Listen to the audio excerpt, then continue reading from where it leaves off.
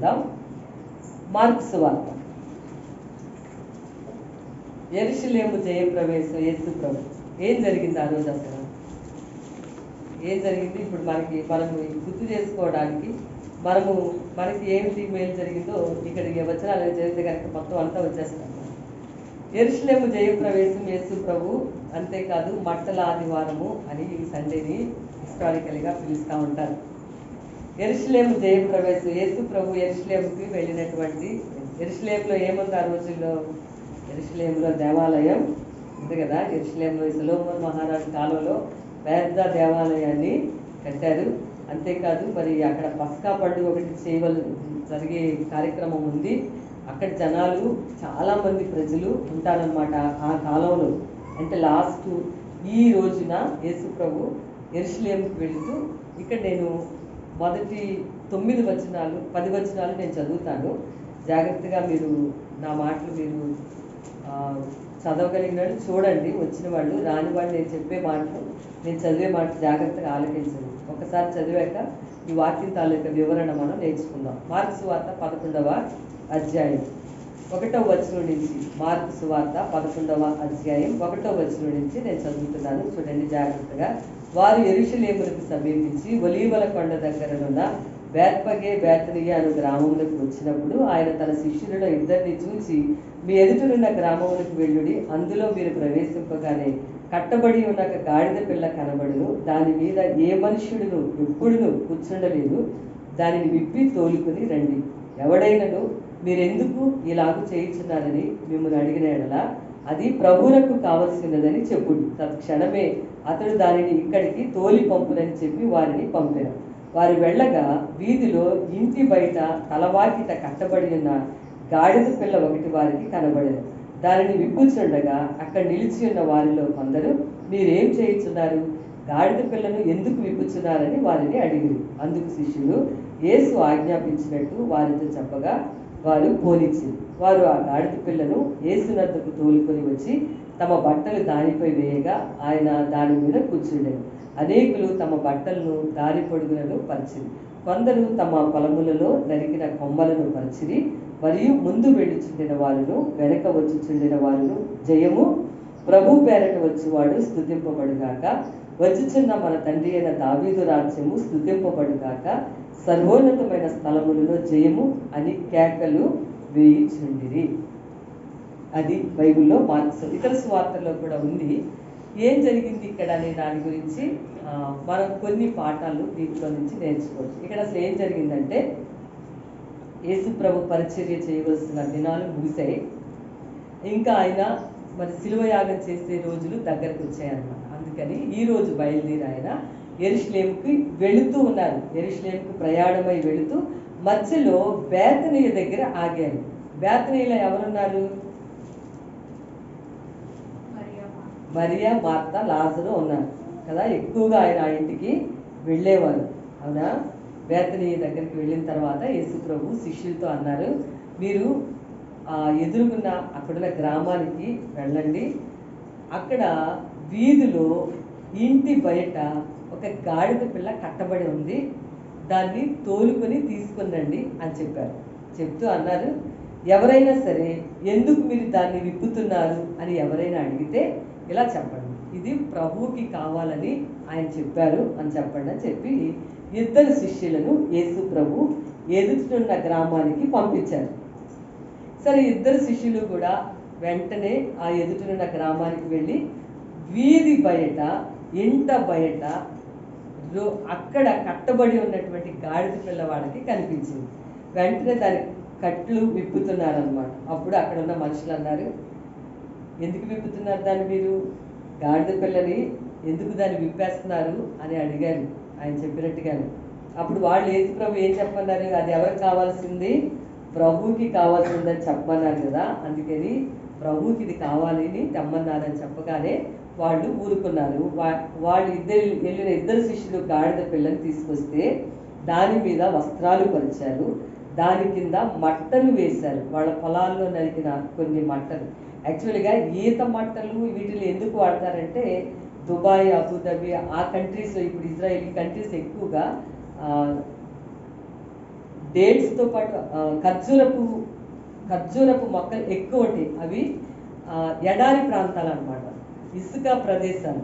మనకిలాగా greenery places కాదు. Even మన Dubai కానీ అబుదాబి చూసి వచ్చిన వాళ్ళు, ఇప్పుడు మీరు ఎవరైనా మీరు కలిస్తే కనుక వాళ్ళు చెప్తారు. ఇప్పుడు ఇజ్రాయిల్ ఇవన్నీ కూడా చాలా డ్రైగా ఉంటాయి అన్నమాట. అక్కడ మరి ఇక్కడ ఏ మట్టలు ఇక్కడ రాసింది మట్టలు వేశారు అని ఉంది, ఆకులు వేశారు అని అంటే అక్కడ ఏంటి అని అంటే అందుకే చాలా చోట్ల మనం చూస్తాం ఈత.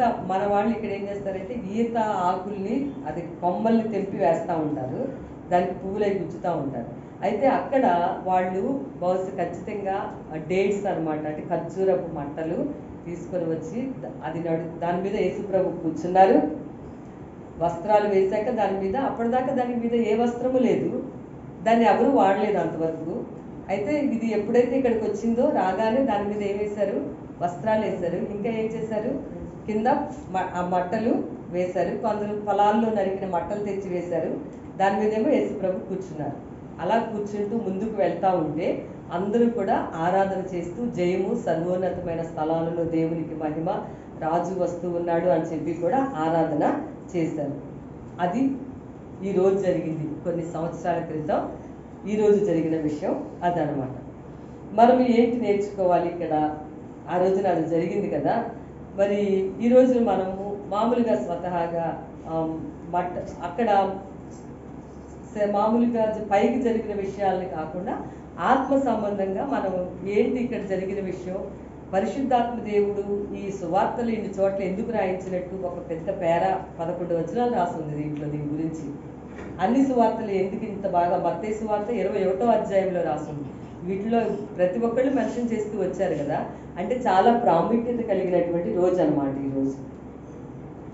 మనం కూడా యేసు ప్రభు బట్టల వెళ్ళిన జయ ప్రవేశం యెరూషలేముకి వెళ్ళిన రోజుని జ్ఞాపకం చేసుకుంది. దాంట్లో ఫస్ట్ పాయింట్ ఇప్పుడు నేను జరిగింది చెప్పాను. ఇప్పుడు మనం నేర్చుకునే పాఠాలు చెప్తాను. నెంబర్ 1 ఫస్ట్ ఏంటంటే వీధిలో ఉన్నది. 4వ వచనం చూడండి. ఆ గాడిద పిల్ల ఎక్కడ ఉంది? వీధిలో ఉంది, తలవాకిట కట్టబడి ఉంది, దాని మీద ఇంతకుముందు ఎవరు కూడా కూర్చోలేదు. ఇప్పుడు నేను గాడిద పిల్ల గురించి మాట్లాడాలని అనుకుంటాను. దీంట్లో గాడిద పిల్ల గురించి ఇది యాక్చువల్గా లేఖనాల నెరవేర్పు కూడా. ఎందుకంటే యేసుప్రభు జకర్యా గ్రంథంలో అక్కడ లేఖనాలు రాస్తుంది, నీ రాజు గాడిద పిల్లని ఎక్కి వస్తున్నాడు అని చెప్పేసి అనే మాట లేఖనాల నెరవేర్పు కూడా. అయితే యేసుప్రభు ఈ గాడిద పిల్లని ఎక్కిన ఈ సందర్భంలో ఫస్ట్ ఈ గాడిద పిల్ల యొక్క పరిస్థితి గురించి మనం నేర్చుకుందాం. దీని యొక్క పరిస్థితి ఏంటంటే వీధిలో ఉంది. ఎక్కడుంది ఈ గాడిద పిల్ల? వీధిలో ఉంది. ఇంకా ఎక్కడుంది? 4వ వచనంలో ఇంట బయట ఉంది. ఇంట్లో ఉందా ఏమైనా? ఇంట బయట ఉంది. ఇంకెక్కడుంది? తలవాకిట్లో ఉంది, బయట అనమాట, కట్టబడి ఉంది ఈ యొక్క గాడిద పిల్ల. చూడండి, మామూలుగా పశువులన్నిటికీ కూడా ఇప్పుడు గొర్రెలు ఉంటాయండి. గొర్రెలకి దొడ్డి ఉంటుందా? ఉంటుందా? మేకలకి ఉంటుందా? గొర్రెలకి మేకలకి దొడ్డి అనేది ఉంటుంది. అవి పెట్టడానికి ప్లేస్ ఇస్తారు. ఇంకా మీకు ఇంకా చెప్పక్కర్లా, గేదెలు, ఆవులు వీటన్నిటికి పాకలు, పశువుల పాక అనేది ఇండియాలో లేదా? మీరు అందరూ ఉన్నారా? మరే సమాధానం చెప్పరే? గేదెలకి ఆవులకి ఏముంటాయి? అది పశువుల పాక ఉంటుంది అనమాట, వాటిని కడతారు. గొర్రెలకు, పక్షులకు కూడా ఉంటుందండి. పక్షులకు కూడా పంజరాలు ఉంటాయి. ఇట్లా అవి స్టే చేయడానికి, అవి ఉండటానికి ఒక గుడారం అంటూ కూడా ఉంది. అయితే గాడిదకి ఏ గుడారం కూడా లేదు కదా. దీన్ని ఎవరు కూడా వాడలేదు అని అంటే ఏదో జాగ్రత్తగా భద్రంగా ఉంచడం కోసం కాదు, అంటే ఇది చాలా వేస్ట్ అని వాడలేదు అనమాట. భద్రత లేదు. ఈ గాడిద పిల్ల గురించి మాట్లాడుతున్నాను, జాగ్రత్తగా వినండి. గాడిద పిల్ల వీధిలో ఉంది. దీనికి ఒక షెల్టర్ అంటూ ఏం పెట్టలా. ఇప్పుడు గొర్రెలకు ఉంది, మరి ఆవులకు ఉంది, మేకలకు ఉన్నది, పశువులన్నింటికి పెడతారు, అన్నింటినీ జాగ్రత్తగా వాడుతూ ఉంటారు. గాడిద పిల్లకి మాత్రం ఎక్కడ షెల్టర్ అనేది లేదు, భద్రంగా జాగ్రత్తగా ఉంచడానికి లేదు. అంటే అది భద్రత లేని స్థలంలో ఉంది, ఒంటరిగా. ఇక్కడ అది దానికి ఇంకా వేరువేరుగా ఏది లేదు. ఎవరు దీన్ని పట్టించుకున్న నాదుడే లేడు. ఎవరు కూడా దీన్ని పట్టించుకోవట్లేదు. దీన్ని వాడుకుందాం అనుకున్న వాళ్ళు కూడా లేదు. ఇది ఇంకా ఏ విలువ లేదు, ఏ గౌరవం లేదు. అందుకని తిట్టినప్పుడు ఏమని తిడతారు? గాడిద అంటారు కానీ గుర్రము అని తింటారు కదా. అంటే ఏంటి? ఎందుకంటే అట్లా తిట్టేందుకు పాటలు కొంతమంది ఎవరైనా పాడినప్పుడు, దేవుడి పాటలు ఎవరు పాడినా కొంతమంది మామూలుగా పాటలు పాడితే గాడిద స్వరం అంటుంటారు, మామూలుగా అంటారు అన్నమాట. అంటే అసలు నీచమైనటువంటి పరిస్థితి అన్నమాట దీని యొక్క పరిస్థితి. ఎవరి పరిస్థితి గురించి చెప్తున్నాను ఇప్పుడు? గాడిద పిల్ల యొక్క పరిస్థితి ఎలా ఉండిందంటే, దీనికి ఒక భద్రత లేదు, దీనికి ఒక విలువ లేదు, దీనికంటే ఒక గౌరవం లేదు, దీనికంటే ఒక షెల్టర్ లేదు, దీని గురించి పట్టించుకునే వాళ్ళే లేదు. అయ్యో ఇంకా ఎందుకు ఎక్కలేదంటే దీన్ని జాగ్రత్తగా కాపాడడం కోసం కాదు, ఇది వేస్ట్ అని లెక్క అనమాట. ఇక శుభార్త చెప్పాలి ఏంటంటే, యేసు ప్రభుకి అలాంటిదే కావాలి. దేవునికి స్తోత్రం, హల్లెలూయా. లూకా సువార్తలో చక్కటి మాట రాస్తుంది, 19వ అధ్యాయం 10వ వచనంలో, నశించిన దానిని వెదకి రక్షించుటకు క్రీస్తు యేసు లోకమునకు వచ్చెను అని రాస్తుంది. నశించిన దానికి వెదకి రక్షించడానికి అంటే ఇది తృణీకరించబడిపోయింది. ఏ విలువ లేదు, దీనికి ఏ గౌరవం లేదు, ఎవరికీ ఇదంటే లెక్కే లేదు. ఎవరంటే గాడిద పిల్ల అంటే ఎవరికి కూడా లెక్క లేదు, ఒక మర్యాద లేదు, ఒక మంచి లేదు ఇదంటే. అలాంటి దౌర్భాగ్యమైనటువంటి పరిస్థితుల్లో అక్కడ కట్టబడి, కట్ల చేత కొన్ని కట్లతో కట్టబడిపోయింది గాడిద పిల్ల. దేవుడికి అది కావాలన్నాడు ఆయన. దేవునికి స్తోత్రం, హల్లెలూయా. యేసు ప్రభు నశించిన దాన్ని వెదకి రక్షించడానికి క్రీస్తు యేసు ఈ లోకానికి వచ్చారు. చూడండి, అంత ప్రభు ఆ యొక్క గొర్రెను గాడిదను బయటకు తేవడానికి 2 శిష్యుల్ని పంపించారు. యేసు ప్రభు మానవులను రక్షించడానికి ఆయనే దిగొచ్చారు. అర్థమవుతుందండి? గాడిద పిల్లని విమోచించడానికి 2 శిష్యులు వెళ్ళమని చెప్పారు ఆయన. కానీ మానవుల్ని విమోచించాలి, విమోచన కార్యం జరగాలి, రక్షణ జరగాలి అని యేసు ప్రభువే పరలోకాన్ని విడిచిపెట్టి ఈ భూమి మీదకి ఆయన వచ్చినంతగా తన్ను తాను ఆయన తగ్గించుకున్నారు. ఈరోజు నేను మళ్ళీ చెప్తున్నాను, తగ్గించుకునుట అనే పాయింట్ నేను మళ్ళీ ఇంకోసారి మెన్షన్ చేస్తాను. మొత్తం లెంట్ డేస్లో 40 రోజులు కాదు, 80 రోజులైనా ప్రార్థన చేయండి ఎవరైనా సరే.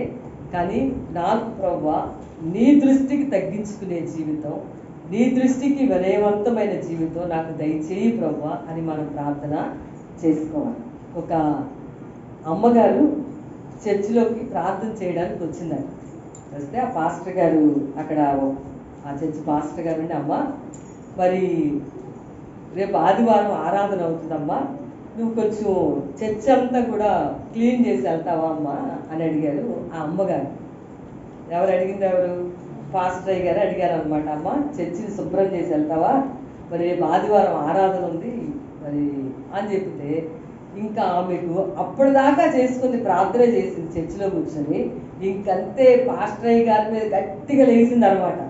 అసలు నేను ఎంత అనుకున్నాను, నేనేమనుకున్నాను, నన్ను చర్చిని ఊడ్చే పని నన్ను చేయమంటారా మీరు? పాస్టర్ గారు నేను అసలు ఎవరో ఏంటో మీకు అసలు తెలిసే మాట్లాడుతున్నారా, తెలియకుండా మాట్లాడుతున్నారా అని పాస్టర్ గారి మీదకి లేచింది అనమాట. ఎవరు? అక్కడున్న విశ్వాస అమ్మగారు. సరే ఇంకా పాస్టర్ గారు ఇంకేం మాట్లాడకుండా వెళ్ళిపోయారు. రాత్రి అయ్యింది. అమ్మగారు ఇక్కడి నుంచి ఇంటికి వెళ్ళిపోయి ఆవేశంతో ఆమె పనులు ఏమో ఉంటాయి కదండి, ఆ పనులన్నీ చక్కబెట్టుకుని పడుకున్నారు. రాత్రి ఒక కళ వచ్చింది. ఆ కళలో పరలోకంలో కనిపిస్తూ ఉంది ఒక దృశ్యం. పరలోకంలో పెద్ద పెద్ద ఇళ్ళు కొన్ని కనిపిస్తున్నాయంట. అప్పుడు ఏ పెద్ద ఇల్లు చూసినా ఈ అమ్మగారు ఏమనుకుంటుందంటే, ఆ పెద్ద ఇల్లు ఖచ్చితంగా నా కోసమే అయి ఉంటుంది, నేను నిన్న కూడా చాలా గట్టిగా ప్రార్థన చేసి వచ్చాను చర్చిలోకి పోయి, కాబట్టి ఆ పెద్ద పెద్ద ఇల్లు పెట్టి ఖచ్చితంగా ఏ ఇంటికి వెళ్తే ఇది నా ఇల్లే అయి ఉంటుంది అనుకుంటుంటే, దేవదూత అక్కడ నిలబడి అమ్మగారు అది నీ ఇల్లు కాదు అని చెప్తున్నాడంట. అయితే సరే అండి, మరి ఎవరు ఇల్లు అంటే పేతురు గారు ఇల్లు అంటే, ఎందుకంటే మీకు నివాస స్థలాలు ఏర్పాటు చేస్తారని చెప్పారు కదా యేసుప్రభు. అమ్మగారికి వాక్యం కూడా తెలుసు అనమాట.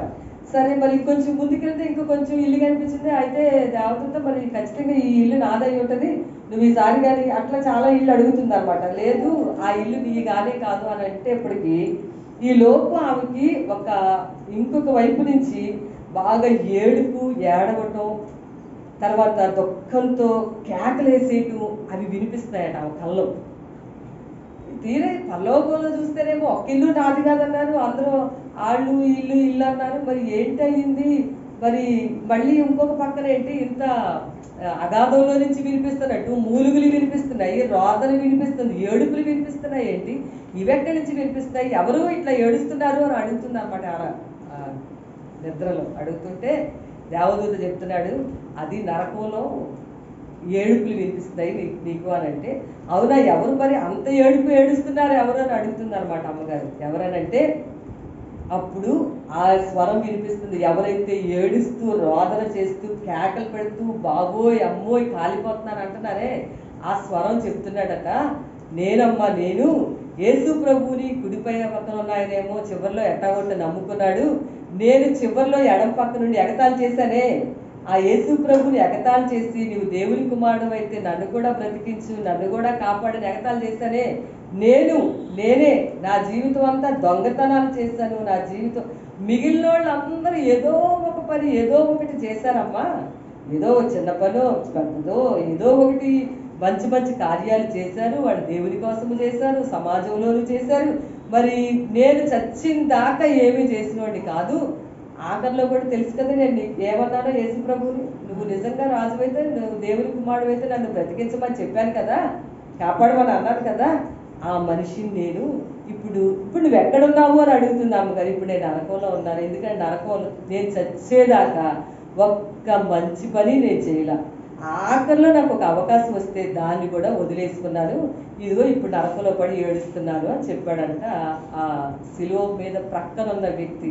అంతే టకామని అమ్మగారికి మెలకు వచ్చిందన్నమాట. ఇంకా తెల్లవారలేదు, పూర్తిగా హడావిడిగా పాస్టర్ గారి ఇంటికి బయలుదేరి పరుగున పాస్టర్ గారి ఇంటికి వచ్చిందన్నమాట. గబగబా గట్టిగా తెల్లవారుజాము 3 గంటలకే గట్టిగా తలుపులు ఎవరో పడుతున్నారని చెప్పి పాస్టర్ గారు తలుపు తీశారు. అయ్యగారు మేము మీతో మాట్లాడాలి, అసలు అది కాదు కానీ రేపు ఆదివారం ఆరాధన కదా, ముందు అర్జెంటుగా నేను చర్చి బాగు చేయాలి, చర్చి వడవాలని అన్నట్టు, చీపురు ఇవ్వండి అర్జెంటుగా. అమ్మ మరి ఆ మార్తమ్మ మరియమ్మ ఎవరో ఇంకొక అమ్మ వచ్చిందిలే, మార్తమ్మ అంతా శుభ్రం చేసి వెళ్ళింది, కాబట్టి నువ్వు ఇంక చేసే పని ఏమి లేదు. అయినా నీకు ఏమైందమ్మా ఇప్పుడు 3 గంటలకు తెల్లవారుజాము వచ్చాను? లేదు పాస్టర్ గారు, మీరు అట్లా అంటే నేను ఒప్పుకోను. ఎందుకంటే వాళ్ళందరూ జీవితంలో ఏదో ఒకటి చేస్తారంట, వాళ్ళకి మంచి ఇళ్ళు ఉన్నాయి పరలోకంలో, చేయకపోతే ఏమవుతుంది రాత్రి అంటే, ఏమో దేవుడితో మాట్లాడాడమ్మా అని అడిగారు. అవునండి పాస్టర్ గారు, దేవుడు నాతో మాట్లాడాడు, కాబట్టి నేను చేయాల్సిందేను, మీరు ఏదైనా సరే మీరు ఏ పనైనా ఇక్కడి నుంచి నాకే చెప్పాలి మీరు, లేకపోతే నేను నరకంలోకి వెళ్ళిపోతాను. మిగిలిన వాళ్ళందరూ చేశారంట, వాళ్ళందరికీ నివాసాలు చూసొచ్చాను నేను, నాకంటూ ఒక నివాసం లేదు, అసలు నేను పరలోకానికే పోలేదు, నేను బ్రతుకోవడానికి ఇక్కడ నేను ముగించేస్తాను పాస్టర్ గారు, నన్ను ఏం అనుకోవద్దని క్షమించండి, నన్ను తొడవమంటే నేను ఇలా అనుకున్నాను, నేను ఎలాంటి దాన్నో, నేను ఎంత తోడనో నన్ను అసలు మర్చిపోయి పాస్టర్ గారికి మర్యాద లేకుండా ఇలా మాట్లాడాడని నేను చెప్పుకున్నాను, దేవుడు నాతో మాట్లాడాడండి రాత్రి అని చెప్పింది. ఏదున్నా వినయం ఉండటం, విధేయత కలిగి ఉండటం మర్చిపోకూడదు. ఏం మర్చిపోకూడదు? ఏదో ఒకటి దేవుని కోసం మనం కూడా చెయ్యాలా. అంతేకాదు క్రైస్తవ జీవితానికి దేవుని మాటకు విధేయత చూపించటం, మా ద్వారా దేవుడు వాక్యాన్ని చెప్తున్నప్పుడు వాక్యానికి విధేయత చూపించడం, అందరం కలిసి ఎవరెవరు మొత్తం అందరం కూడా దేనికి విధేయత చూపించాలి? దేవునికి విధేయత చూపించాలి. కాబట్టి యేసు ప్రభు ఆ గాడిద అలాంటి ఎంత విధేయత యేసు ప్రభులో కనిపిస్తుందంటే, వెళ్ళి గుర్రాన్ని పట్టుకురండిరా అని అడగలేదు ఆయన ఏమన్నారు?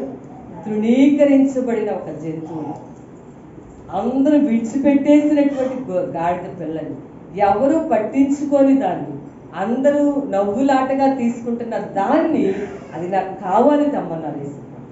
దేవుని స్తోత్రం, హల్లెలూయా. భద్రత లేదు, విలువ లేదు, గౌరవం లేదు, అదంటే ఎవరికి అది తృణీకరించబడింది కాదు. ఇంట్లో గౌరవం లేదు. దేవుడికి ఎప్పుడైనా సరే అలాంటి మనుషులు కావాలి. నశించిన దాన్ని వెదకి రక్షించడానికి యేసు ప్రభు ఈ లోకానికి వచ్చారు. ఎవరూ లేరు అనుకున్నా దేవుడు మనకుంటాడు. ఎందుకంటే ఎక్కడైతే ఏడుపు ఉంటుందో, ఎక్కడైతే దుఃఖం ఉంటుందో, ఎక్కడైతే బాధ ఉంటుందో, ఎక్కడ శ్రమ ఉంటుందో, ఎక్కడైతే పట్టించుకోని పరిస్థితులు ఉంటాయో మన జీవితాల్లో, ఎక్కడైతే మనం తృణీకరించబడతామో మన జీవితాల్లో, మనకి భూమి మీద ఉన్న మనుషులందరికీ మనం అక్కర్లేకపోయినా అలాంటి వారు దేవుడికి మాత్రం కావాలి. అలాంటి వాళ్ళని బాగు చేయడానికి యేసు ప్రభు ఈ లోకానికి వచ్చారు. దేవునికి స్తోత్రం, హల్లెలూయా. మనందరూ చర్చికి ఎందుకు వచ్చాము కదా? మన యొక్క పరిస్థితిలో ఒక్కొక్కరిది ఒక్కొక్క సాక్ష్యం. మన యొక్క పరిస్థితిలో మన యొక్క మర్చిపోకూడదు దానిని. ఏ పరిస్థితుల్లో దేవుడు మనకు ఎలా సహాయం చేశాడు, ఏ పరిస్థితుల నుంచి మనం ఏ పరిస్థితిలోకి ఈరోజు వచ్చాము, ఎక్కడ త్రవ్వబడ్డాము, ఏ విధంగా మనం వచ్చాము, ఏ కష్టంలో ఉన్నప్పుడు అందరూ చెయ్యి విడిచినా దేవుడు చేతులు విడవకుండా మనల్ని చెయ్యి పట్టుకుని నడిపించిన ఆ విషయాన్ని మనం మర్చిపోకూడదనే విషయాన్ని ఈరోజు మట్టలాదివారం రోజు మనం గుర్తుపెట్టుకోవాలని ప్రేమతో నేను మీకు తెలియజేస్తాను. దేవుని స్తోత్రం, హల్లెలూయా. అలాగే ఏడుస్తూ ఉంటే ఏమండి, చాలా బాధలో ఉంటే ఎవరు పట్టించుకున్నారు? దేవుడే పట్టించుకునే సహాయం చేశారు. విడవబడిపోయి పట్టించుకోకుండా తృణీకరించిపోయి సహాయం చేసేవాళ్ళు లేక అలా ఒంటరి వారు అందరూ, పక్కనే భార్య ఉండి పక్కనే భర్త ఉండి ఎదురుగానే పిల్లలు ఉండి ఒంటరి అయిన జీవితంలో ఎవరు మనకు సహాయం చేస్తూ నడిపిస్తూ వస్తున్నారంటే ఇంతకాలం దేవుడే మనకు సహాయం చేసి నడిపిస్తూ వచ్చాడు. దేవునికి స్తోత్రం, హల్లెలూయా. నశించిన దానిని వెదకి రక్షించటానికి క్రీస్తు యేసు ఈ లోకానికి వచ్చెను. మా జీవితాల్లో కూడా మనం ఆ విషయాన్ని జ్ఞాపకం చేసుకుని బట్టలాదివారం రోజు ప్రభువుని స్తుతించాలి. ఎప్పుడు ఈరోజు ప్రత్యేకంగా నిజమే, ఫలానా అప్పుడు నా పరిస్థితి అలా ఉండేది. ఒకప్పుడు నేను అనారోగ్యంతో బాధపడేవాడిని. అలా ఒకవేళ ప్రభు నమ్ముకున్న వాళ్ళు ఉంటే వాళ్ళు, లేకపోతే నేను చాలా ఇంట్లో ఇబ్బందుల్లో నేను ఉండేదాన్ని. అప్పుడు దేవుడు నన్ను చాలా సహాయం చేశాడు. నాకు ఇట్లా ప్రతి విషయాన్ని ఎవరి వారి యొక్క పరిస్థితులను బట్టి కుటుంబంలో నేను నా పరిస్థితి ఎలా ఉండేది, నేను నన్ను ఎవరు కూడా పట్టించుకోలేని పరిస్థితుల్లో నేను దిగజారిపోయినప్పుడు ఆ దేవుని యొక్క హస్తం, దేవుని స్వార్థ ఎలాగోలా నా దగ్గరికి వచ్చి ఆ దేవుడే నాకు ఇలాగ విమోచన ఇచ్చాడు, ఆరోగ్యం ఇచ్చారు, క్షేమం ఇచ్చారు, ఇరుకులో విశాలత ఇచ్చారు, నా సమస్యల్లో నాకు జవాబు ఇస్తున్నారు. ఇంకా ఒకవేళ అనుకోవచ్చు ఇంకా సమస్యల్లో ఉన్నామని. అవును, ఈరోజు కీర్తనల్లో చక్కటి మాట రాసింది, యెహోవా యందు నమ్మకం ఉంచుకున్న వాళ్ళకి సహాయము కలుగును అని రాసింది. దేవునికి స్తోత్రం, హల్లెలూయా. ఎవరికి సహాయం కలుగును? తర్వాత కూడా ఎవరైతే దేవుని మీదే నమ్మకం పెట్టుకుంటారో, ఎవరైతే దేవుని వైపే చూస్తారో వాళ్ళకి తప్పకుండా సహాయం కలుగును అని 28వ కీర్తనలో రాసింది ఈరోజు చదివిన కీర్తనలు. కాబట్టి దేవుని బిడ్డలారా, మొదటి మాటలో నేను చెప్తాను. రెండో విషయం ఏంటంటే, ఈ విషయంలో ఫస్ట్ పాయింట్, వీధిలో ఒంటరిగా విడవబడి తృణీకరించబడి అనిపించుకున్నది యేసు ప్రభు కావాలంటాడు. దేవునికి స్తోత్రం, హల్లెలూయా. ఇంకొక విషయం ఏంటంటే, ఎదుటనున్న గ్రామానికి వెళ్ళండి, అక్కడ కట్లతో కట్టబడింది అని చెప్తున్నారు ఆయన. ఈయనకి అక్కడెక్కడో కట్టబడిన గాడిద ఎలా తెలుసు అనే ఆలోచన ఎప్పుడైనా వచ్చిందా? ఇది చదివారు ఎప్పుడైనా? అంటే దేవుడు సర్వాంతర్యామి అన్నమాట. ఎక్కడ ఏం జరుగుతుందో దేవుడికి తెలుసు. ఎక్కడ ఏం జరుగుతున్న దానికి ఏ పరిష్కారం చూపించాలో కూడా దేవుడికి తెలుసు. దేవునికి స్తోత్రం, హల్లెలూయా. యేసుప్రభు ఇక్కడ అన్నమాట ఏంటంటే, అక్కడ ఎదుటిగా ఉన్న గ్రామానికి వెళ్తే అక్కడ గాడిద పిల్లలు పట్టుకొని రమ్మన్నారు ఆయన కదా. ఆయన అక్కడికి వెళ్ళలేదు, కానీ ఇక్కడ ఉండి ఆయన అక్కడ సంగతి చెప్తున్నారు. సర్వాంతర్యామి అంటారు ఆ పాయింట్. ఏమిటి? అన్ని విషయాలు కూడా దేవుడికి తెలుసు. దేవుని వాక్యంలో కీర్తనల్లో చక్కటి మాటలు. 44వ కీర్తన 21వ వచనంలో, హృదయ రహస్యములు ఎరిగిన వాడు దేవుడు. చెప్పండి, ఏం తెలుసు దేవుడికి? ఎంత బాగా రాస్తారండి బైబిల్లో, అలా రాస్తుంది. 44వ కీర్తనలో 21లో దేవుడికి అక్కడెక్కడో గాడిద పిల్ల కట్టేసి కట్లతో కట్టేసి ఉందనే సంగతి ఎలా తెలుసు అంటే, ఆయనకి అన్నీ తెలుసు. చెప్పండి, ఎలా తెలుసు? హృదయ రహస్యములను ఎరిగిన వాడు. 44:21లో రాస్తుంది. ఎవరు మన దేవుడు? నువ్వు మంచిగా ఆలోచిస్తే అది తెలుసు, చెడ్డగా ఆలోచిస్తే అది కూడా తెలుసు. హృదయంలో ఏముందో ఎదుట మనిషికే కాదు, నీ ప్రక్కనున్న వాళ్ళకే నీకు తెలియకపోవచ్చు, కానీ ఎవరికి తెలుసు హృదయంలో ఉన్నది? దేవుడికి బాగా తెలుసు. 44:21 హృదయ రహస్యాలు తెలుసు అని రాసింది. ఇంకా 7వ అధ్యాయం 9వ వచనంలో హృదయాన్ని అంతరింద్రియాలను కూడా దేవుడు పరిశీలిస్తాడు. ఏమేమి పరిశీలిస్తాడు దేవుడు? అందుకని జాగ్రత్తగా మాట్లాడాలా, జాగ్రత్తగా ఆలోచించాలి, జాగ్రత్తగా ఉండాలి, నోరుని జాగ్రత్తగా వాడాలి, హృదయాన్ని కూడా జాగ్రత్త పెట్టుకోవాలి. ఎందుకు? నోటి విషయము దేవుడికి తెలుసు, హృదయం లోపల ఏం జరుగుతుందో కూడా దేవుడికి బాగా తెలుసు. హృదయంలో ఏముందో కూడా దేవుడికి తెలుసు. జడ్జిమెంట్ ఇచ్చే ఆయనకి అన్నీ తెలుసండి. చెప్పండి, తీర్పు తీర్చే ఆయనకే తెలుసు అన్ని. మిగిలిన వాళ్ళకి ఎవ్వరికి ఏం తెలియదండి. తెలుసు, నాకు బాగా తెలుసు, నాకు అంత తెలుసు, ఎంత తెలుసు అనుకుంటా, మనకేం తెలియదు. నాకు అవి తెలుసు అంటే ఇది తెలుసు అంటే వాళ్ళు ఏంటో తెలుసు అంటే ఎలాగ అనుకుంటాము. చాలాసార్లు వాళ్ళు ఏంటో తెలుసు, వీళ్ళేంటో తెలుసు అంటే ఏంటి తెలిసేది? ఆయనకు ఒక్కడికే తెలుసు అందరి సంగతులు కూడా. దేవునికి స్తోత్రం, హల్లెలూయా. మనకేమో తెలుసు, కొద్దిగా తెలుస్తుంది, కొంచెం కొద్దిగా మనం ఇమాజిన్ చేయగలం. కానీ ఆ హృదయ రహస్యాలు ఎరిగిన వాడికే తెలుసు, హృదయ అంతరింద్రియాలు పరిశీలించే వాడికే అన్ని విషయాలు కూడా తెలుసు. ఇంకొకటి ఏంటంటే, నా బాధ ఏంటి అని దేవుడికి తెలియదు అనుకోకండి. ఏంటో తెలుసు, దాని పరిష్కారం కూడా ఆయన దగ్గరే ఉంది. పరిష్కారం ఎవరి దగ్గర ఉంది? పరిష్కారం మన చేతిలో లేదు. నేనేం బాధపడతానో ఆయనకే తెలుసు అని అనుకుంటారేమో, అది కూడా తెలుసు ఆయన. మనం ఎంత కష్టపడ్డామో, ఎంత బాధపడుతున్నామో, ఏ విషయాల్లో ఎక్కడ నలిగిపోతున్నామో ఆ విషయాలు కూడా తెలుసు. దానికి పరిష్కారం కూడా ఆయనకే తెలుసు. గట్టిగా చప్పట్లు కట్టుకోవాలి. ఎంత అందుకే అక్కడెక్కడో గాడిద పిల్లని కట్టారు, దాన్ని పట్టుకొని రండి అని దాన్ని ఏం చేయాలి కూడా ఆయనకే తెలుసు. అంత అద్భుతమైన ప్రభు. నిజంగా ఈ మాట నేను ఖచ్చితంగా చెప్పగలను. దేవుడు హృదయ రహస్యం ఎరిగిన దేవుడు. మన హృదయం లోపల ఉన్న విషయాలన్నీ కూడా ఎవరికి తెలుసు? దేవుడికే తెలుసు. అందుకనే సమూయేలు, ఫస్ట్ శామ్యూయల్లో ఏమనుంది? దేవుడు ఏమన్నాడు? సమూయేలు లాంటి గొప్ప వ్యక్తితో చెప్పాడు ఆ మాట. సమూయేలు, నువ్వు పై రూపాన్ని చూసి మోసపోతున్నావు.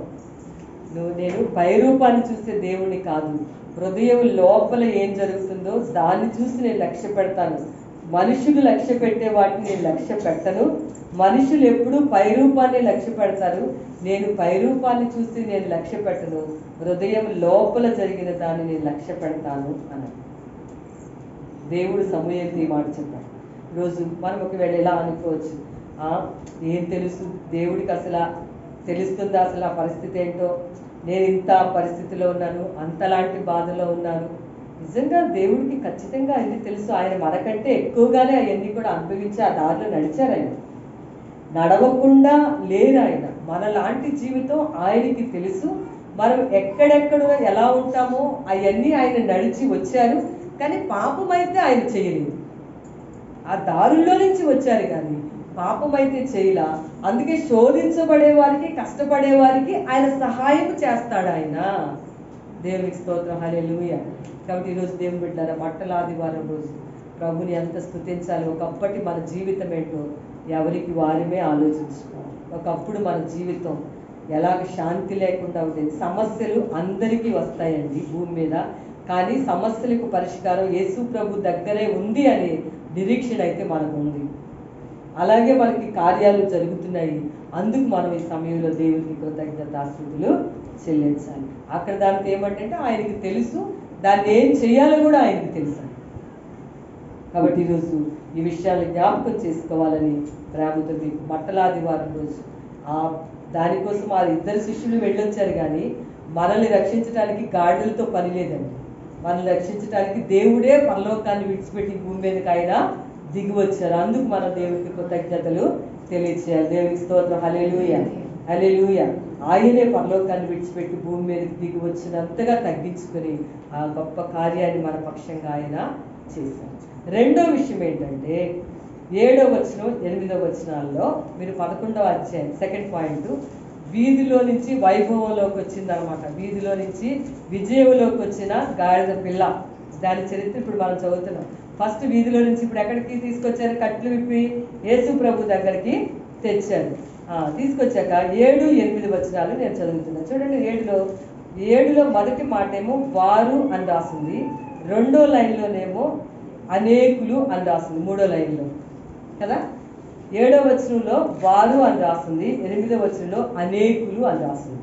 గాడిద పిల్ల అక్కడ నుంచి అంటే అంత తృణీకరించబడిన పరిస్థితుల్లో నుంచి ఎక్కడికి వచ్చింది? ఇప్పుడు ఈ గాడిద పిల్ల అనేకుల మధ్యలోనికి వచ్చింది.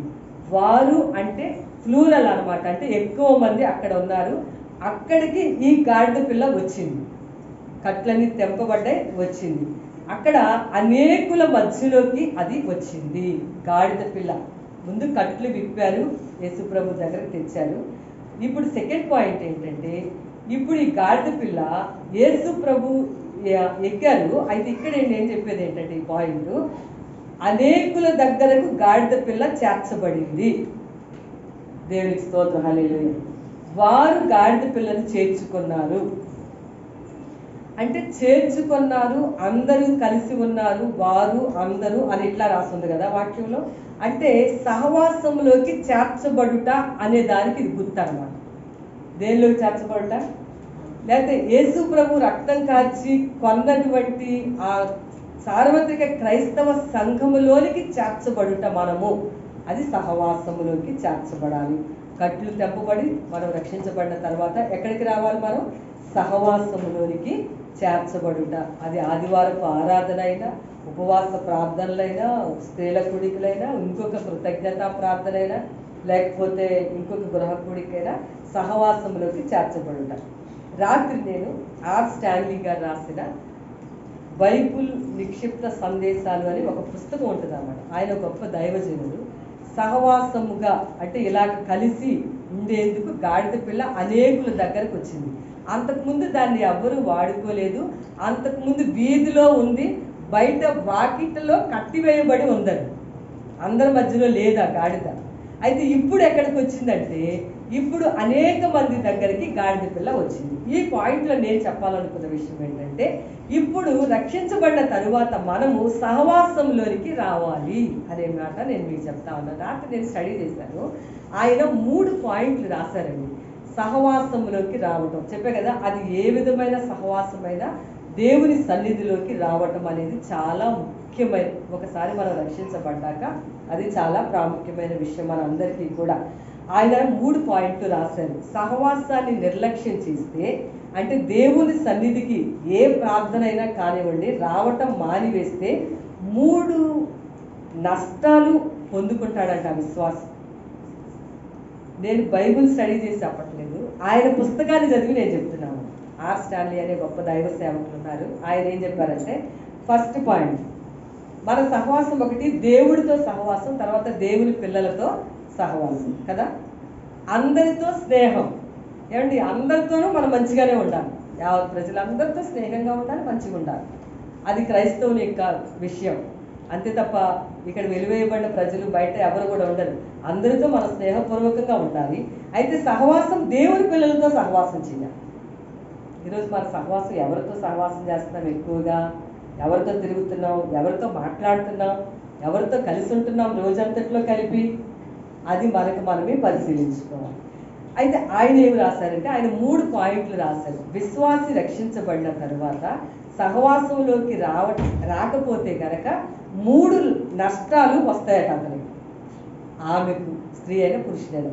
ఏమి నష్టాలంటే, ఒకటి, మొట్టమొదటి నష్టం ఏంటంటే, హెబ్రీయులకు రాసిన పత్రిక 10వ అధ్యాయం 25వ వచనం నుంచి 26వ వచనం వరకు రాస్తే చూస్తే కనుక ఆ మాటలు ఉన్నాయి. హెబ్రీయులకు రాసిన పత్రిక 10, 25, 26లో అలాంటి వ్యక్తులు సహవాసానికి రాకపోతే కనుక ఇష్టపూర్వకముగా పాపంలోకి వెళ్ళే అవకాశం ఉంది అని రాశారు ఆయన.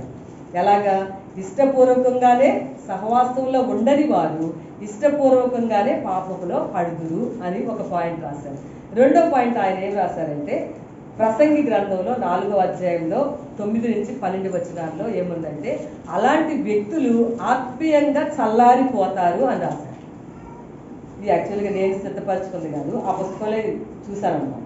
అంటే విశ్వాసులు రక్షించబడిన తరువాత, కట్లు విప్పబడిన తరువాత, రక్షణలోకి వచ్చాక దేవుని పిల్లల సహవాసంలోకి, దేవుని సహవాసంలోకి రాకపోతే, ఫాస్టింగ్ ప్రేయరు, స్త్రీల కూడిక, ఆదివారపు ఆరాధన, ఉపవాస ప్రార్థన ఏదైనా అనుకోండి, మీరు ఏ కూడికైనా సరే, రాని వ్యక్తులు ఎంత నష్టాన్ని పొందుకుంటారంటే, ఆయన చెప్పిన మాటల్లో 3 మాటల్లో, ఒకటి ఇష్టపూర్వకంగా పాపంలో పడతారు, రెండవది ఆత్మీయ జీవితంలో చల్లారిపోతారని రాశారంట. ఏమైపోతారంట? ఆత్మీయ జీవితంలో చల్లారిపోతారు. మూడవది, అసలు ఎఫెసీయులకు రాసిన పత్రిక 3:18లో రాసింది, వాళ్ళు దేవుని ప్రేమని, దేవుని మార్గాలను గ్రహించలేరు. ఎవరు వీళ్ళు? ఈ 3 లక్షణాలు ఎవరిలో ఉంటాయని చెప్తున్నారు? సహవాసంలోకి రాకపోతే ఇలాంటి నష్టాలు విశ్వాసికి సంభవిస్తాయని ఆయన బైబుల్ నిక్షేపాలు అనే పుస్తకం రాశారు. ఇంత లావు పుస్తకం ఉంటుంది, అది చదవాలంటే చాలా రోజులు పడుతుంది. రాత్రి కొంత చదువుతా వచ్చాను అనమాట.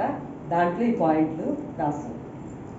ఎప్పుడు మీరు ఇలా గుర్తుపెట్టుకోవాలి, మనం ఏమని? మన సహవాసంలోకి వెళ్ళకపోతే ఉద్దేశపూర్వకంగానే పాపంలో పడతారట. సహవాసంలోకి వెళ్ళకపోతే ఆత్మీయంగా చల్లారిపోతాము. సహవాసంలోకి వెళ్ళకపోతే అసలు దేవుని ప్రేమను గ్రహించలేము, దేవుని మార్గాలను కూడా గ్రహించలేము అని ఆ గొప్ప దేవుని సేవకులు రాశారు. సో విశ్వాసులకి సహవాసము అందరిలోకి వచ్చింది గాడిద పిల్ల. మనము దేవుని పిల్లల సహవాసంలోకి రావాలి. రాకపోతే ఈ 3 నష్టాలని విశ్వాసి తన జీవితంలో ఎదుర్కొంటాడు. కొంతమంది పెద్దలు వస్తారు, పిల్లల్ని ఇంట్లో పెడతారు. కొంతమంది పిల్లల్ని పంపించి పెద్దలు టీవీలకి మంచాలకి అంకితం చేసుకుంటారు అన్నమాట. సహజంగా జరిగేది అది. కానీ అలా చేస్తే ఇలాంటి నష్టాలు వస్తాయని వాక్యంలో స్టాన్లీ గారు రాశారు. జాగ్రత్తగా ఉందా. సో సహవాసము దేవుడి యొక్క సహవాసంలో, దేవుని పిల్లల సహవాసంలో ఉంది. ఇప్పుడు దేవుని పిల్లలు కానీ సహవాసం అందరితో స్నేహంగా ఉండాలి, అది మర్చిపోవద్దు. దేవుని పిల్లల సహవాసంలో అంటే దేవుడి మాటలు చెప్తా ఉంటారు. నువ్వు వేరే సహవాసంలోకి వెళ్తే ఏ మాటలు చెప్తారు? వేరే మాటలు చెప్తా ఉంటారు కదా. ఖచ్చితంగా వాళ్ళు ఏదైతే వాళ్ళ మనసులో ఉందో ఆ మాటలు చెప్తా ఉంటారు. అప్పుడు నీ మనసు కొంచెం కొంచెం కొంచెం కొంచెం పూర్తిగా ఇంకా దానికి అంకితం అయిపోతాం. ఇంకా అంతకంటే ఎక్కువ చెప్పట్లేదు. సో ఇంపార్టెంట్, చాలా ఇంపార్టెంట్ అని చెప్తున్నాను. దేవుని మార్గాలు తెలియ వాళ్ళకి దేవుని ఆత్మీయంగా చల్లారిపోతారు, ఉద్దేశపూర్వకంగా పాపంలో పడిపోతారు. వీళ్ళు చాలా దిగజారిపోయిన పరిస్థితి. అప్పుడు ఇలాంటి పరిస్థితుల్లో ఏమనుకుంటారంటే కొంతమంది ఇది గ్రహించుకోకుండా, ఇది గమనించుకోరు, వాళ్ళ జీవితాన్ని గమనించుకోకుండా నింద ఎవరి మీద వేస్తారంటే దేవుడి మీద వేస్తారు. దేవుడు మాకు అసలు ఏం చేయట్లేదండి, దేవుడు మాకు ఏం చేయలేదండి. నిజంగా సహవాసాల్లో ఉంటే దేవుడి కార్యాలు చేయడం ఆలస్యమైతే అది నీ మేలు కోసమే, అది మేలే. ఆయనలో ఉంటూ నీకు ఇంకా కార్యాలు ఆలస్యమైతే అది నీ కోసం ఏదో మేలే దాచుందన్నమాట. అది నువ్వు గుర్తుపెట్టుకోవాలి వాక్యాన్ని బట్టి. సో రెండవది, గాడిద పిల్ల వాళ్ళ దగ్గరికి వచ్చింది. ఇప్పుడు గాడిద పిల్ల అందరి మధ్యలోకి వచ్చింది. ఇప్పుడు విభిన్న స్వభావాలు కలిగిన వారు ఇక్కడ ఉంటారు. బాగా నా వాక్యం, నేను చెప్పిన వాక్యం ఏనండి, బైబిల్లో మాట. అయినప్పటికీ కూడా ఏక ఆత్మ, యేసు ప్రభు ఆత్మలో పనిచేస్తూ ఉండాలి. అందుకే ఐక్యత కలిగి ఉంటే అక్కడ ఆశీర్వాదం ఉందన్నారు యేసు ప్రభు. దేవునికి స్తోత్రం, హల్లెలూయా. కీర్తనల్లో ఐక్యత ఉన్న చోట ఏముంటుంది? ఆశీర్వాదము, శాశ్వత జీవం ఉందని వాక్యంలో రాస్తుంది. అందుకని ఎప్పుడైనా సరే ఇట్లా అనవసరంగా ఒకళ్ళ మీద ఒకళ్ళు చెప్పుకోవడం, ఒకళ్ళ గురించి ఒకళ్ళు అనుకోవడం, ఇలాంటివి దేవుని పిల్లలు చేయకూడదు. అలాంటివి ఏమైనా ఉంటే కనుక చక్కగా ప్రార్థన చేసుకుని మళ్ళీ వెంటనే సమాధాన పడిపోవాలి. యేసు ప్రభు ఇక్కడ చిన్నపిల్లల గురించి కూడా మెన్షన్ చేసింది. చిన్నపిల్లల లాంటి మనస్తత్వం కలిగిన వారైతేనే వాళ్ళు దేవుని రాజ్యానికి వారసులు అవుతారని చెప్పారు. చిన్నపిల్లల యాటిట్యూడ్ ఎలా ఉంటుందో తెలుసు. లాగిపెట్టి ఒకటి కొట్టినా సరే కాసేపు అయ్యాక మళ్ళీ వాళ్ళ దగ్గరికే వస్తారా. అదే పెద్దోళ్ళు వాళ్ళు ఏమనకపోయినా సరే వాళ్ళు అన్నారు అనుకుని దానికి ఫిక్స్ అయిపోతారు. అది పెద్దలకి చిన్నలకి ఉన్న తేడా. వెంటనే పిల్లలు చూడండి మళ్ళీ అసలు మరి గుర్తుండదండి వాళ్ళకి, ఇమీడియట్గా మళ్ళీ వెనక్కి మన దగ్గరికే వస్తూ ఉంటారు. చిన్నపిల్లలు ఎప్పుడైనా చిన్న వయసులో ఉన్న వాళ్ళు గమనిస్తారు. కాబట్టి ఈరోజు మన జీవితాల్లో సహవాసంలో ఉన్నప్పుడు విభిన్న స్వభావాలు ఉంటాయి. అంత మాత్రం చేత చెడ్డ వ్యక్తులనే కాదు, అందరినీ కూడా మనం ఎప్పుడు గుర్తుపెట్టుకోవాలి. మనం పాపులమై ఉండగానే ఆయన మనల్ని ప్రేమించాడు. స్టిల్ టుడే ఆల్సో, అంటే ఈ రోజు వరకు ఇంకా పాపులమై ఉండగా ఆయన వాళ్ళని ప్రేమిస్తే పక్కనోళ్ళు ఏదో పొరపాటు మాట్లాడినా, పక్కనోళ్ళు ఏదో పొరపాటు చిన్న జరిగినా వాళ్ళ మీద మనం కక్ష పెట్టుకోవడం మంచిది కాదు. ఇమ్మీడియట్గా సమాధాన పడిపోవాలి. యేసు ప్రభు అలాంటి వాళ్ళు వద్దుల్లో చేస్తాడు. తన కుమారులను పిలుస్తానన్నాడు. సమాధాన పరచు వారు ధన్యులు, వారు దేవుని కుమారులు అనబడతారు, కుమార్తెలు కూడా అనబడతారు. సో సహవాసంలో ఉండండి. ఇది మెయిన్ పాయింట్ నేను చెప్పాల్సుకున్నది. Second point. థర్డ్ పాయింట్ ఏంటంటే, ఇప్పుడు చూద్దాం 11వ అధ్యాయంలో 8వ వచనం. అనేకులు తమ బట్టలను దారి పొడుగులను పరిచిరి, కొందరు తాము పొలములలో నరికిన కొమ్మలను పరిచిరి. ఇప్పుడు వినండి. ఇప్పుడు గాడిద పిల్లకి అంతకుముందు ఏమైనా చేశారా? వస్త్రాల గురించి ఎందుకు మెన్షన్ చేయబడిందంటే, పాత నిబంధన గ్రంథాల్లో 2వ రాజు గ్రంథంలో రాస్తుంది. అక్కడ యెహూ రాజు అయినప్పుడు, రాజుగా పట్టాభిషేకం చేసినప్పుడు వస్త్రాలు వేసిన తర్వాత ఆయనకు వస్త్రం వేసి అప్పుడు రాజు అయ్యాడని అభిషేకం చేసిన ఆయన్ని వాళ్ళు హానర్ చేశారు. అక్కడ ఓల్డ్ టెస్ట్మెంట్లో ఉంది. వీళ్ళేమో బట్టలు వేశారు గాడిదకి, నడవడానికి. యేసుప్రభు కూర్చున్నారు. గాడిద మీద ఏం పడ్డాయి? వస్త్రాలు పడ్డాయి. చెప్పండి, ఏ వస్త్రాలు? అందుకే అంతకు ముందల్లా దీనికి ఏ అలంకరణ కూడా లేదండి. వినండి ఏంటి చెప్తున్నాను ఇప్పుడు ఈ మాట. గాడిదకి ఏమైనా అలంకరణ ఉందా? ఏం చేస్తారండి గాడిదకి అనుకుంటున్నారా? రంగురంగుల వస్త్రాలు వేస్తారు గాడిద మీద. మీరు ఎప్పుడైనా సరే చూస్తే దేవునికి స్తోత్రం హల్లెలూయా. ఈ గాడిద మీద ఏం వేస్తారు? ఏమి వేయరని అనుకోకండి, కలర్ఫుల్ క్లాత్స్ ఉంటాయి అనమాట, వేస్తూ ఉంటారు. ఊరేగింపులకు వచ్చినప్పుడు మీరు గాడిదలు ఎప్పుడైనా చూసారా? అటు ఒట్టిగా తీసుకొని బోడిగా తీసుకొని రాదు, రంగులు వేస్తారు దాని మీద. కానీ ఇప్పుడు తెచ్చిన ఈ గాడిద పిల్లకి ఏ రంగు లేదు, దానికి ఒక అలంకరణ లేదు, ఒక వస్త్రము లేదు. యేసు ప్రభు దగ్గరికి రాగానే దాని మీద వస్త్రాలు పడ్డాయి అన్నమాట. దేవుడికి స్తోత్రం హల్లెలూయా. రంగురంగుల వస్త్రాలు పడ్డాయి దాని మీద. ఇంకొక విషయం ఏంటంటే, వస్త్రాలు లేనటువంటిది గాడిద అని చెప్తున్నాను. ఆత్మ సంబంధంగా చూస్తే ఆదికాండం 3వ అధ్యాయంలో, ప్రకటన 3వ అధ్యాయంలో కూడా మీరు తర్వాత చదువుకోండి. దిగంబరత్వము అనేది పాపానికి, అపవిత్రతకి గుర్తు.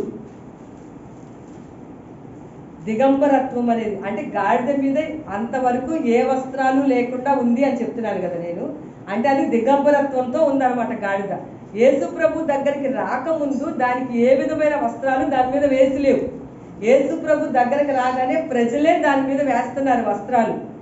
అంటే అంతకుముందు అది దిగంబరత్వంగా ఉంది. యేసు ప్రభు దగ్గరికి రాగానే వస్త్రాలతో కప్పబడి అలంకరణతో చక్కగా ఉంది. అపవిత్రత పోగొట్టబడింది, పరిశుద్ధతలోకి ఇది రాబడింది. దేవునికి స్తోత్రం హల్లెలూయా. ఆదాము నువ్వు ఎక్కడున్నావు అని అడిగాడు దేవుడు ఆదాము 3వ అధ్యాయం. ప్రభువా నేను ఎక్కడున్నానంటే, ఇప్పుడు నాకు దిగంబరనే ఉన్నానని నాకు తెలిసింది, అందుకని చెప్పి నాకు భయమేసి నేను దాక్కున్నాను అన్నాడు. అనలేదా? అంటే ఏంటి? దిగంబరత్వము అనేది అపవిత్రతకి గుర్తు అనమాట. ఆ పని అలాగా ప్రకటనలో కూడా సేమ్ వర్డ్స్ రాస్తున్నాయి, నువ్వు దిగంబరుడు అని తెలుసుకోక అని. అంటే అప్పటిదాకా అసలు వేస్ట్, చాలా వేస్ట్. నేను ఇంకొక మాట చెప్తాను, మళ్ళీ చెప్తున్నాను ఈ పాయింట్. ఏవైనా మనకి దేవునికి ఇష్టం లేని సంగతులే మనలో ఉన్నాయి అనుకోండి అసలు, ఓకే, లేవు అన్న వాళ్ళు ఇంకెవరు భూమి మీద ఉండరు, తర్వాత తరాల్లో కూడా లేరు. ఇక బాగా వినండి, నేను చాలా పర్ఫెక్ట్ అండి, నేను ఏది చెప్పినా ఏది చేసినా నా అంత గొప్ప లేదు అనేది ఎవ్వరూ చెప్పడానికి లేదు. ఇక ఎప్పటి వరకు యేసు ప్రభు రాకడ వరకు కూడా లేదు. అప్పటిదాకా మనం అందరం మారుదామని ప్రయత్నాలు చేస్తూ బాగా ట్రై చేస్తాం, అవుతున్నాం, సక్సెస్ అవుతాం కూడా ఇంకా బాగా. సో ఒకవేళ ఏమైనా బలహీనతలు ఉన్నప్పుడు మనం వాటిని ఒప్పుకొని విడిచిపెట్టేటట్టు ఉండాలి తప్ప, నాకు అసలు నేను చాలా గ్రేట్ అనే పదం మాత్రం నీ హృదయంలోకి వస్తే పత్రం అప్పటి నుంచే బదులవుతుంది. లూసిఫర్ అక్కడే స్టార్ట్ అయింది. లూసిఫర్ ఇక పతనము అక్కడ స్టార్ట్ అయింది అన్నమాట. నేను చాలా గ్రేట్ అనుకుంది, అంతే స్టార్ట్ చేయబడింది. కానీ నిజమే ప్రభువా, 100% కరెక్ట్, నాలో ఈ లోపం ఉన్నదని నీకే తెలుసు అని ఒప్పుకున్న వాళ్ళు తప్పకుండా ఈ గాడిదలాగా కలర్ఫుల్ వస్త్రాలు గాడిదకేశారు. ఒకసారి తప్పకుండా దేవుని చేత బలా నమ్మకమైన దాసుడు అలా అనిపించుకుంటారు. అర్థమైందండి నేను చెప్పిన వాక్యం? బైబిల్లో ఎన్ని రాసున్నాయండి, ఎంత లోతుగా ప్రతి పాయింట్ గురించి కూడా రాస్తుంది. కరెక్టే ప్రభువా అని చెప్పగలిగిన వాళ్ళు పరిశుద్ధతలోకి రాబడతారు. నో అని చెప్పిన వాళ్ళు ప్రతి వాళ్ళు కూడా ఎన్నటికీ కూడా వాళ్ళు పైకి రాలేరు. వాళ్ళ పత్రం అక్కడి నుంచి స్టార్ట్ అవుతుందని కూడా బైబిల్ బట్టి నేను మీకు తెలియజేస్తాను. కాబట్టి ఇప్పుడు దిగంబరత్వాన్ని పోగొట్టుకొని అది ఎప్పుడైతే సహవాసంలోకి వచ్చిన తర్వాత ఇంకా దాని జీవిత లైఫ్ స్టైలే మారిపోయింది. ఏంటంటే దీని మీద వస్త్రాలు వేస్తే కిందేమో బట్టలు వేస్తూ ఉన్నారు, దాని మీద చక్కగా నడుస్తూ ఉంది. దాని మీద ఎవరు కూర్చున్నారు? సో ఇప్పుడు మన స్థితి ఏదున్నా అది కేవలం దేవుని కృపే. అతిశయం ఏదున్నా ఆ అతిశయం యేసు ప్రభువుని బట్టే, ఏం చెప్పడానికి లేదు. నేను చదువుకున్నాను, నేను ఇంత గొప్ప, లేదా నేను పెద్ద డాక్టరు లేదా యాక్టరు లేకపోతే ఇంత అంత ఏం కాదు. కేవలం అతిశయం ఏదైనా ఉంటే అది దేవుడే. గట్టిగా చప్పట్లు కొట్టి ప్రభుత్వం ఏమైనా చెప్పుకోవడానికి మేమంతా మేమింత మాకింత మా పిల్లలంత అంత లేదు ఇంత లేదు, అంతా దేవుడే. అంతా ఎవరు? దేవుడే. మన అతిశయం అంతా కూడా దేవుడే మన అతిశయం. మన జీవితం అంతా దేవుడే. ఏదైనా గౌరవం ఉందా దేవుడే. ప్రతిసారి మా బాప్త నేను ఈ మాట చెప్పాను, ప్రతిసారి ఏం చెప్తానంటే, ఎక్కువ మార్కులు అందరికంటే ఎక్కువ నాకు రావాలి అనే ప్రార్థనలు చేయక, ప్రభువా నువ్వు నాకు ఎక్కువ మార్కులు ఇస్తే అంటే మామూలుగా సహజంగా చెప్తాను, అంతేగాని అక్కడ ఏదో జరిగినందుకు కాదు చెప్పేది. ఇలా విషయాలన్నీ చెప్తానే ఉంటాను మా పిల్లలకి.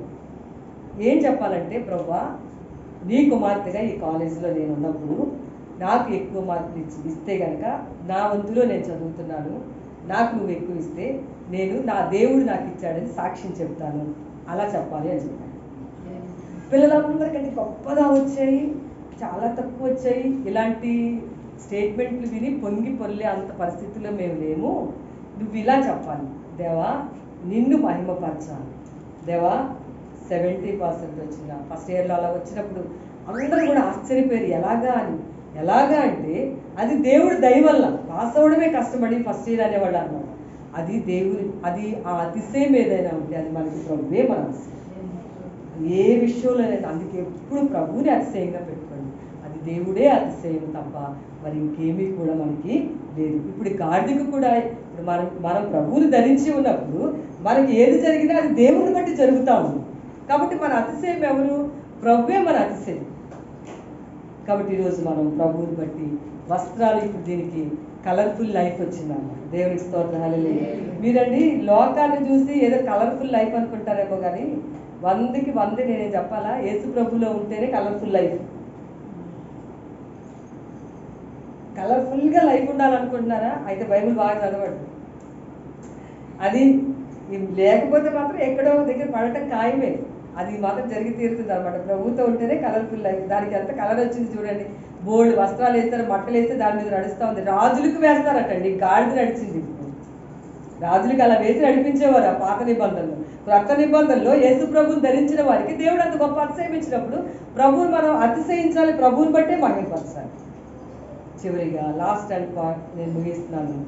ఇది ఇంకా చివరికి అలాగే యేసు ప్రభు దాని మీద ఆశీర్వులైన తర్వాత యెరూషలేములోకి వీళ్ళు ప్రవేశించారు. అక్కడ ఆరాధన చేయబడిన చివరి కదా, సర్వోన్నతమైన స్థలాల్లో దేవునికి జయము, ప్రభు పేరట వచ్చి వారికి జయము, మహిమ. మనందరం కలిసి చివరిలో అక్కడ వర్షిప్ రాశారు 11వ అధ్యాయంలో.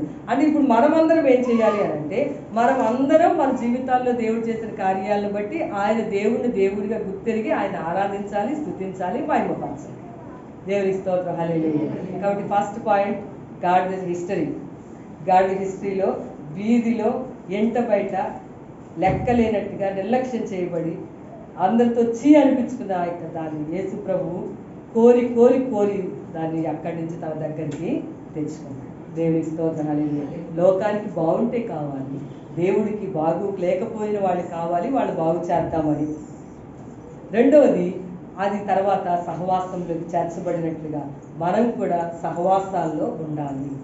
లేకపోతే నేను చెప్పిన ఆ యొక్క నష్టాన్ని మనం భరించవలసి ఉంటుంది. మూడో విషయం ఏంటంటే, అపవిత్రత పోయి పరిశుద్ధతలోకి మార్చబడినట్టుగా దిగంబరి జీవితం నుంచి కలర్ఫుల్ లైఫ్లోకి వచ్చింది గాడిద పిల్ల. మన జీవితాలు కూడా ప్రభుతో ఉంటే ఆ విధంగా మార్పు చెందితే దేవుడు మన జీవితాల్లో చేసిన కార్యాలన్నిటి కోసం మనం నిత్యము ఆరాధన చేస్తూ పరమ యెరూషలేముకి మనం ప్రవేశించాలి. ఇప్పుడు మనం యెరూషలేము యాత్ర చేయక్కర్లా, వాళ్ళప్పుడు యెరూషలేముకి వెళ్ళారు. ఇప్పుడు మనం ఎక్కడికి వెళ్ళాలి మనం ఎప్పుడు ప్రతి విషయాన్ని బట్టి దేవునికి కృతజ్ఞతలు చెప్తూ, వాట్ ఎవర్ మేబీ, నీకు అది మంచి అనిపించవచ్చు, చెడ్డ అనిపించవచ్చు, తప్పు అనిపించవచ్చు, ఒక పక్కన ప్రార్థన విజ్ఞాపన చేయాలి, ఒక పక్కన కృతజ్ఞతలు థ్యాంక్స్ చెప్పాలి. ఏ విషయమైనా కానివ్వండి చాలా కష్టం అండి అనుకునే అయినా సరే ఇలా చేసి చూడండి, మీ జీవితాల్లో గొప్ప కార్యాలు చేస్తాడు దేవుడు. ఒక పక్కన విజ్ఞాపన చేయండి, ఒక పక్కన కృతజ్ఞతలు చెప్తా ఉండండి. అలా చేస్తూ మనం యెరూషలేముకి, పరమ యెరూషలేముకి జయప్రవేశం చేయాలి యేసు ప్రభుతో పాటు. దేవునికి స్తోత్రం, హల్లెలూయా. గొర్రె పిల్ల, ఆ గాడిద పిల్ల కోసం ఆయన ఎవరు రక్తాన్ని చెందించలేదు, గాడిద పిల్ల కోసం ముళ్ళ కిరీటాన్ని పెట్టుకోలేదు, గాడిద పిల్ల కోసం ఉమ్ము వేయించుకోలేదు, అపహాస్యం చేయబడలేదు. మన కోసం అవన్నీ ఆయన చేశారు. మానవాళి కోసం ఉమ్ము వేయించుకున్నారు, అపహాస్యం చేయబడ్డారు, మన నిమిత్తం కొరడా దెబ్బలు తిన్నారు, మనల్ని స్వస్థపరచడానికి ఆయన దెబ్బలు భరించారు, మనల్ని ధనవంతులుగా చేయడానికి ఆయన దరిద్రుడయ్యారు, మన ఆత్మరక్షణ ఇవ్వడానికి ఆయన సిలువ కార్యం చేశారు. గాడిద కోసం చేసింది మన కోసం ఆయన చేశారు. అందుకే నిత్యము కూడా ఆ విషయాన్ని గుర్తు చేసుకుందాం. మంగళవారం రోజు ఎంత అద్భుతమైన ప్రక్రియ మానవాళికి దేవుడు చేసినందుకు కృతజ్ఞత కలిగి జీవితాంతం ఆయన రుణస్థులుగా ఉందాం. దేవుడి మాటలు దీవించును గాక.